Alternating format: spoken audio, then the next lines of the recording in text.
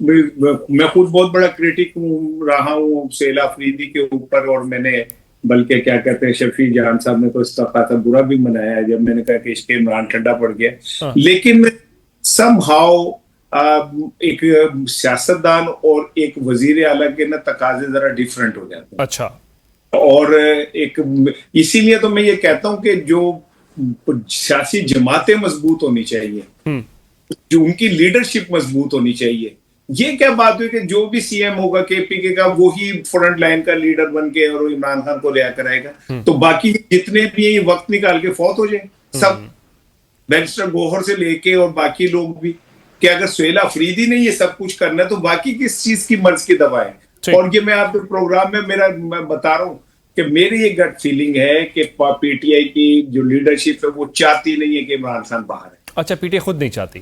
वो खुद नहीं चाहती कि इमरान खान बाहर है। उनके खातों में इमरान खान जेल में बैठा हुआ उनके लिए ज्यादा सूदमंद है। बाहर आएगा, ये बात लिख ले, बाहर आने के बाद ये जमात ये इस तरह नहीं रहेगी, ये लोग इस तरह नहीं रहेंगे। इमरान खान ने आके जाहिर है इनके जो छोटे सिक्के हैं बच्चे लगे जितने चलने थे